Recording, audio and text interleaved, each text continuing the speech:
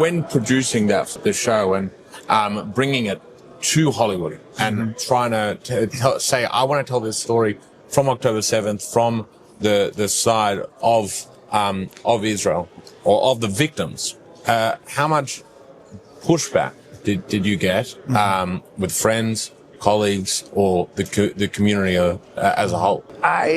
Honestly, I didn't look for pushback. I wasn't asking for pushback. I wasn't asking for people's opinions.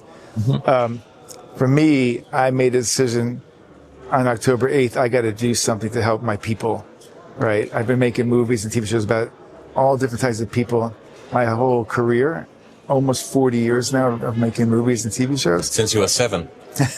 Exactly. So I said, okay, it's really important for you to focus on my people. I never looked back. I never looked sideways. It became a mission for me on a very personal basis. And it became a life-changing journey because I spent every Saturday night I was in Israel. I was at Hofstra Square. I was taken down to the Gaza envelope and spent time in Nir Oz, Be'eri, Re'im, Sderot, the Nova. I spent time really understanding and taking in the people who have been affected. Those people came onto the set and watched as we filmed their stories, which was very emotional. But you also remember, me and Jordana Rubin, the only non-Israelis on the crew. Every single crew member had been through October 7th. Our Key Grip's brother runs the kibbutz Re'im. That was attacked. He survived. But at some point, everybody in the show had a moment, at least, That's beautiful. But you asked me a question, which I diverted from. You asked me, what about LA and what about selling the picture and so forth?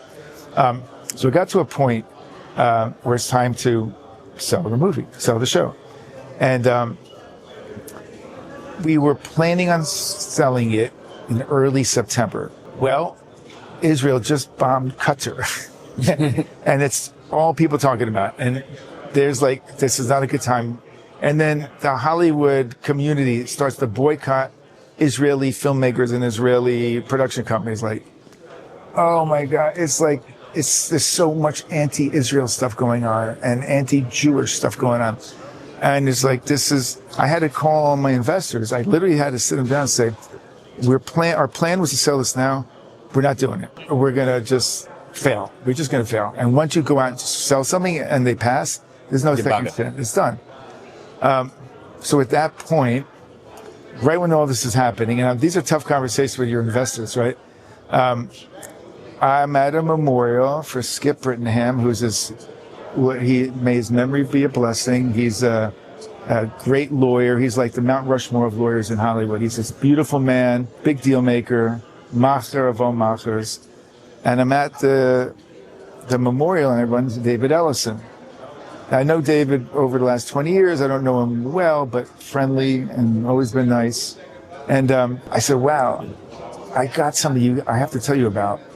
And I started to tell him about our show. He's like, whoa. This is amazing. This is seriously, the timing could not be more important. Please let me see this. So I sent him everything, and he was very complimentary and said, yes, please let me be involved with this. It would be in my honor to be involved. And this is David Ellison talking to me. I was pretty humbled, very humbled. And then we made a deal in 2 days. Ridiculous. Yeah. And then I know he gave it to Cindy Holland, who's the person in charge of all Paramount Plus. And the decision came back. We have to drop it all on October 7th. All 4 episodes. Well, I given David pretty much a locked picture, but we had temporary sound, temporary music, temporary visual effects. And we had not even 2 weeks before October 7th. Yeah. So Israel team is going triple, shifts. I'm up I work all day in LA, and then 11 o'clock at night, which is 9 o'clock in Israel, I start the Israel day. I literally work 24 hours a day. Couple hours sleep here in between. I give some notes on visual effects. I take a nap for an hour and a half, I'd wake up and get back, after they worked on it. That was for like 10 days. It kind of brings this conversation full circle to the Inglourious Bastards aspect of having to do it like you did when you first began, like I'm sure you did on Reservoir Dogs. 100%. It really was what it was. We raised a lot more money. It was important for me to have a global show. And Israel filmmakers don't have a lot of money because it tends for their market small. So I said, no, we need to raise more money. It needs to be a bigger show. We need to have more stuff.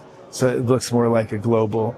So it was but given that, it was still a tiny crew, everyone's like a lot of chutzpah, and it was very much like a young filmmaker.